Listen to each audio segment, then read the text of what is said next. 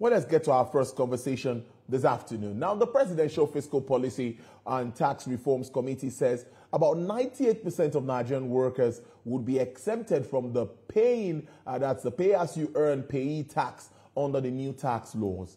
Now, the report also that the new tax laws has been scheduled to take effect from January 2026. Chairman of the committee, Mr. Taiwo Oyedele, said this at the just concluded 31st National Nigerian Economic Summit, that's NEST 31 in Abuja. He made this known on Tuesday. He said the reforms were designed to protect low-income earners and those living around the poverty line while ensuring fairness and efficiency in Nigeria's tax administration.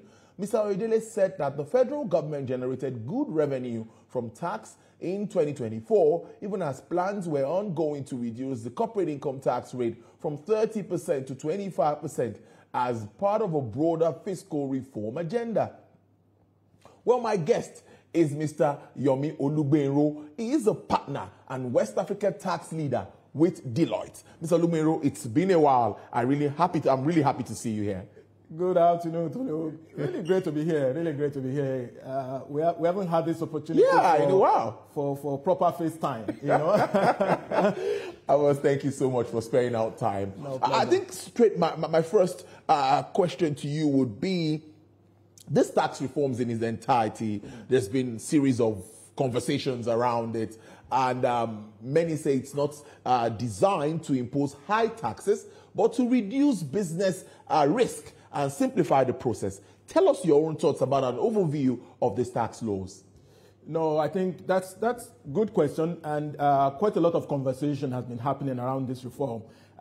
Typically, when people hear about taxation or tax reform, the natural instinct is to think, you know, there is a tendency to increase tax rates, you know, bring more burden to taxpayer and all of that. But I think this one is really unique and it's kind of different. It's coming on the back of all of the complaint and agitation that we need to do things differently. Our laws were outdated, the provisions were becoming so problematic, the tax penetration was low, still largely manual driven. Those who needed to pay tax, who have got the capacity to pay, are not in the tax net.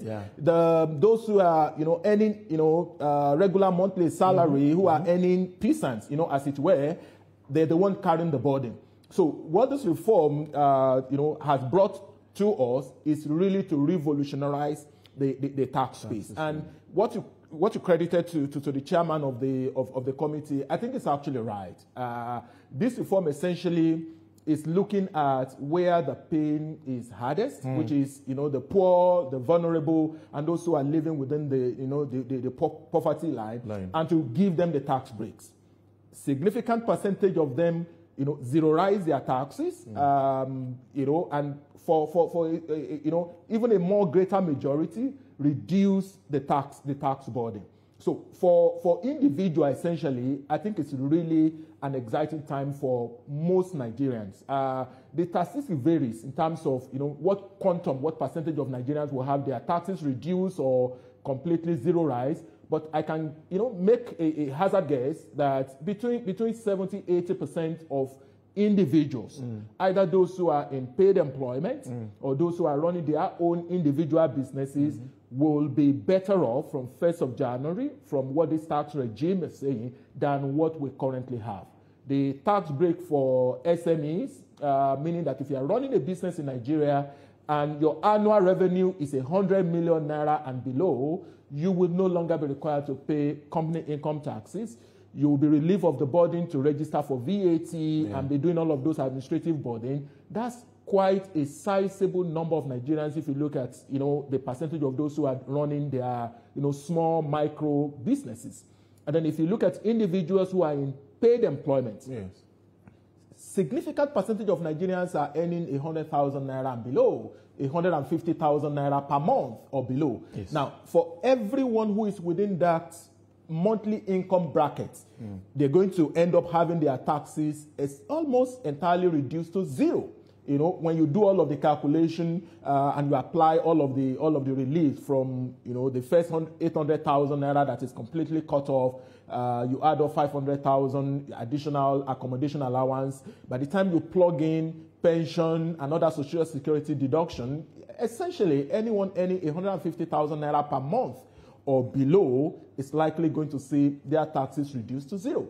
Now, people who earn above that, and probably up until as high as getting close to 2 million naira a month, right? That's 24 million naira, or at least significantly above 20 million naira. Their taxes will reduce compared to what they currently pay, right? You will really need to be on the high end, you know, to then have some marginal incremental increase in your taxes.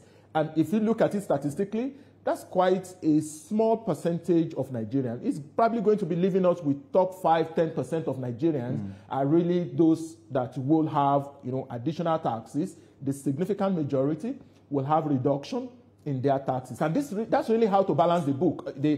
Everywhere in the world, you focus on your top 5%, your top 10%, where the power, the capacity to pay reside, and then get more and use that to provide incentive to the poor. That's really the whole idea of redistribution of income that you do through taxation. Interesting stuff. One of the reforms targets is to help increase double tax GDP, that's tax ratio to GDP and all of that we've had before. Now, I think we're around 10% at the moment, or 11. Well, it's move up. I think when the president was reading his October 1st speech, I think the statistics have gone up to around 13%. So the expectation is probably we'll move it to 15 in the near term, and as we target 20% over the medium to long term. How feasible is that, considering issues around enhancing transparency and accountability, also as it has to do with this law?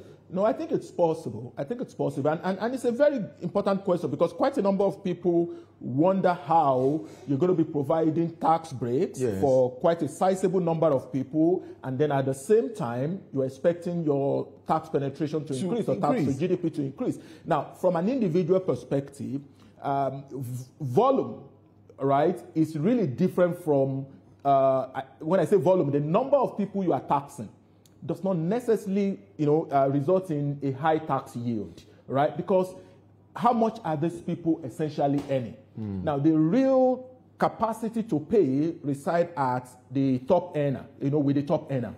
Now, currently, because of the limited use of technology and the level of compliance you have in the country, those who really have the capacity to pay, statistics show that the coverage, it's not really there. You either have most of them outside of a tax net, or because the process is not automated, it's quite difficult for somebody who is earning 50 million naira to say, look, I only earn 10 million naira, because there is no, the database is not linked, it's not synced, it's not talking to each other. Now, apart from providing relief to the vulnerable, one of the things that this reform is doing is to automate the process and digitize the process. When you deploy technology and you implement all of the recommendation and provisions of the law around making sure that every individual have got their tax identification number, your BVN, and all that you are doing within the financial space is transparently available to the Revenue Authority, your ability to then say, I earn 10 million naira, when in fact you earn 4 or 5 times more than that, is curtailed. So from those who have the capacity to pay, who are really doing the big volume, the big transaction, because of the automation, the revenue authorities are going to have greater visibility, greater power, leveraging data to be able to scrutinize those returns and be able to get those individuals to pay more taxes. So that's on the individual side. Now, even from a business perspective, what the reform did, after cutting off the SMEs, or the micro and small businesses, is to then look at the large corporate taxpayers and introduce quite a number of provisions that will introduce discipline. All right, it's quite prevalent that the level of compliance in the country is not yet at the level that we should have it. Right, and again because of the limited use of technology. So with the new regime, with rule around non-resident company taxation, effective minimum tax rate for large multinationals, redefining the rules for what income is taxable, what income is not taxable, the synchronization of capital gains and companies' income taxes, now at the effective tax rate of the individual, we're going to see the large taxpayers pay more. Not because the tax rates have been increased. If anything, the tax rate is actually being reduced, currently from the 30, driving it down to 25 now. But the base is going to be widened. A lot more businesses that are above the minimum threshold, who are currently not paying taxes, are now going to be visible to the Revenue Authority, and it's going to be difficult for them to manipulate, their number or not be fully transparent. So the increase is really coming from the expansion of the base, widening the base, greater discipline and penalty for non-compliance that the large taxpayers are going to be faced with. And so the level of compliance is going to go up. And government is expecting that, with the widened base, with the stricter rules, with the transparency that technology and automation bring, then government is able to get more from the economy. Interesting. So let me ask you this question. Why is the VAT proposal generated so much of controversy? So my question really would be, are we trying, or is government trying to fix what is not broken? No, I don't think so. So philosophically, what the original approach to the reform was, let's reduce direct taxes and increase indirect taxes. And the reason is simple. When you reduce direct taxes, whether for individual, the personal income tax rates, which was achieved, or the company income tax rates, which we spoke about, driving it down from 30 to 25%, you increase disposable income to individual, you leave a lot more with taxpayers, both corporate and individual, and the multiplier effect helped to continue to revitalize the economy.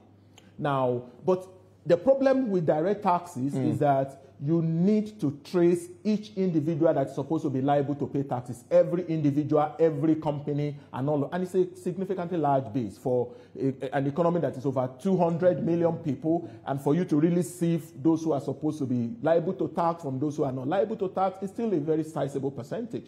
Now, unlike indirect taxes like VAT, a lot of people pay VAT without even knowing. Today, you've walked into a mall to buy an item, there's a VAT charge on it.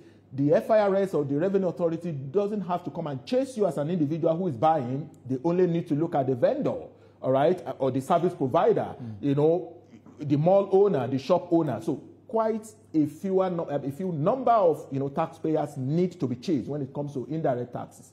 And because it happens while you just engage in every transaction, you pay it without even knowing.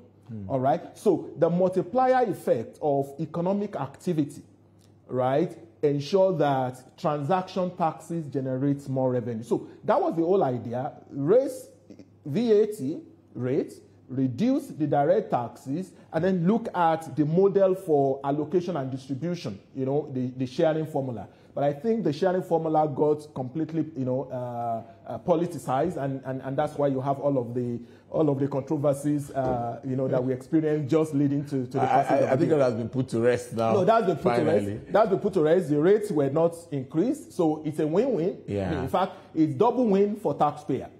Direct taxes is, tilting downwards, and the indirect tax rate, the VAT rate, was held constant. And with all of the innovation that were introduced to the VAT, expanded input VAT claim, exemption or zero rating for quite a number of transactions, from accommodation to education to health, and to all of that. So it's a lot more to the taxpayer, and that's why for me, I think at least for once, 1st of January 2026, it's a start-off date that taxpayers should look forward to more excitedly than you would have under normal circumstances. When you say tax law is coming into effect, you should ideally be a bit scared because it's likely going to be tougher than you currently have it. But that's not the case in this particular case, at least to those who are compliant.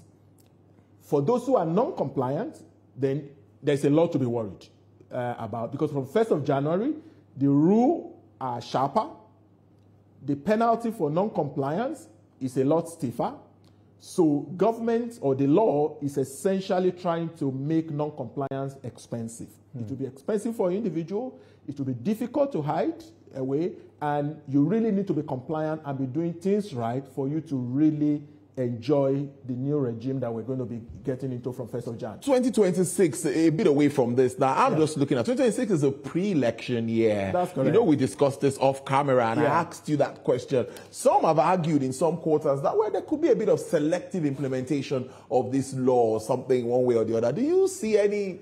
I don't, well, where I see it, I don't see it. And I think for me, it's really a plus. Even for a pre-election season. The reason is because most of the reform are part of the argument that I think can actually be put forward to support the fact that we are cascading the benefit of the reform from macro now to micro. Now, most of the conversations around the pain in the economy, and all of that, if you listen to people who analyze this issue quite critically, you will notice that quite a number of people are very supportive of the fact that those tough reforms are necessary. They are painful, they are difficult, but they are necessary. Now, but those macro reforms don't necessarily deliver the solution to the people on the streets, right? With stabilizing the foreign exchange, fuel subsidy is removed. If anything, it comes with short-term pains. Yes, it does. They are necessary, but they are painful. Now, part of what then brings this reform to the micro level, one of the legs is this fiscal reform, is a tax reform. Now, we know it's painful, but we're giving you tax break. We know, operating within the economy is tough, but we've raised from 25 million naira the threshold for businesses that are eligible to pay tax from 25 million to 100 million. That should be a plus, all right? If this continues, everyone who is doing business and earning 50 million naira or 25 plus 1 will be paying taxes. Now, but from 1st of January, that threshold has been raised significantly. That's a plus. So the individual who earns, 150,000 naira, 120,000 naira every month, who currently pay maybe 10% or so of his income as taxes every month. And government is saying under the new dispensation, your taxes have been reduced to 0. That's a plus, all right? If we get taxpayers who says, input VAT, I could now claim input VAT for all of my expenses from overhead to capex, to the stocks. That's a plus, all right? So for me, I think it is one of the ways by which government is actually able to explain that the benefit is coming to the micro level. So it really behoves them that we get the implementation. So I think the government is should be more interested in making sure that this law is implemented, because that's one of the ways they can really explain. It shouldn't even be the taxpayer alone that should be clamoring that this should be done, because otherwise you can speak all of the English and explain stability in foreign exchange, our excess crude is rising, and all of that. The guy is going to tell you, how does that put food on my table? How does that make sure that the 100,000 that I am earning, I'm able to do a lot more from 1st of January than I could do now in October 2025. Okay, well, as we wrap this up now, it's an interesting conversation, and I tell you, almost 25 minutes gone, 20 minutes plus. In your thoughts, what do you make of the level of awareness? Because even speaking to you today, I must tell you, as a journalist, I'm also getting some more clarity. So what do you make of the level of awareness? Because, it was also raised at the NES 31. That's correct. That's one. And then to wrap it up finally, will this finally put to rest the issue of multiple taxation, multiplicity of taxations that we used to talk about before now? So two good questions. So number one, I think a lot of sensitization is happening, but a lot more needs to be done. Quite a lot of this conversation is shrouded in, sometimes ignorance, sometimes politics, sometimes the inability of the agencies of government and the actors to really articulate and come to the level of the taxpayer. All right? Rather than shut people down, use every avenue. A lot is happening. But I do believe a lot more can be done. Let's break it down into all the major languages. Let's do it in, let's have town hall sessions. More. all right, than we currently have it. So if we do that a lot more, I think we can get the people to understand the fact from just frictions and just assumptions people reading headline. And then your second question is there a multiplicity of taxes? Yes, absolutely. It will not completely eliminate, but it has significantly reduced the number of taxes, particularly at the federal level, right? The bulk of the complaints when it comes to multiplicity of taxes happens at the subnational level, or at the state and at the local government. Now, what I think has happened in the interim, it's almost like an MOU or gentleman's agreement at the subnational to kind of suspend some of those levies and charges that taxpayers are complaining about. But we still really need to do the same type of reform that is done at the federal level to ensure that all of the taxes collectible at the federal level have been harmonized. That's been achieved.